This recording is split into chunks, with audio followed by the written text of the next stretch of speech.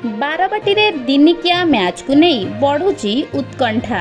ତାରିଖ ଯେତେ ପାଖଉଛି ଉତ୍ସାହ ସେତେ ବଢ଼ିବାରେ ଲାଗିଛି। ଟି20 ସିରିଜରେ ଧମାକାଦାର ବିଜୟ ପରେ ଭାରତ ଓ ଇଂଲଣ୍ଡ ମଧ୍ୟରେ ଆରମ୍ଭ ହେବାକୁ ଯାଉଛି ଦିନିକିଆ ସିରିଜ।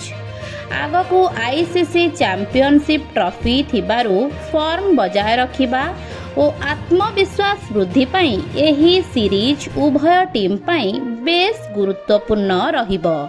ଫେବୃଆରୀ 6ରେ ସିରିଜର ପ୍ରଥମ ମ୍ୟାଚ୍ ନାଗପୁରରେ ଖେଳାଯାଉଛି।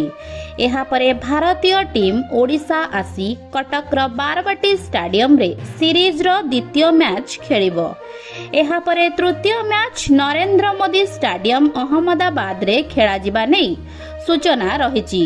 3 ମ୍ୟାଚ୍ ବିଶିଷ୍ଟ ଦିନିକିଆ ସିରିଜ ହୋଇଥିବାରୁ ପ୍ରଥମ ମ୍ୟାଚରେ ବିଜୟୀ ଟିମ୍ ବାରବାଟୀରେ ବିଜୟ ସହ ସିରିଜ କବ୍ଜା କରିବା ଲକ୍ଷ୍ୟରେ ରହିବ। ଅନ୍ୟପକ୍ଷରେ ପରାଜିତ ଟିମ୍ ବାରବାଟୀରେ ସିରିଜ ବରାବର ଲକ୍ଷ୍ୟରେ ମଧ୍ୟ ରହିବ।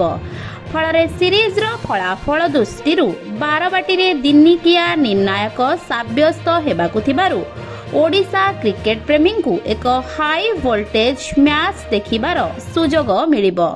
ପୂର୍ବରୁ 5 ମ୍ୟାଚ୍ ବିଶିଷ୍ଟ ଟି20 ସିରିଜକୁ 4.1 ଜିତିବା ସହ ଏକ ପାଖିଆ ନିଜ ନାମରେ କରିସାରିଛି ଟିମ୍ ଇଣ୍ଡିଆ। ଫଳରେ ଚାପରେ ରହିଛି ଭ୍ରମଣକାରୀ ଇଂଲଣ୍ଡ। ତେବେ ଦିନିକିଆ ଫର୍ମାଟ୍ ଭିନ୍ନ ହୋଇଥିବାରୁ ଉଭୟ ଟିମ୍ରେ ଏକାଧିକ ମ୍ୟାଚ୍ ବିଜୟୀ ଖେଳାଳି ରହିଥିବାରୁ ସମସ୍ତ 3ଟି ମ୍ୟାଚ୍ ସଂଘର୍ଷପୂର୍ଣ୍ଣ ହେବ ବୋଲି ଆଶା କରାଯାଉଛି।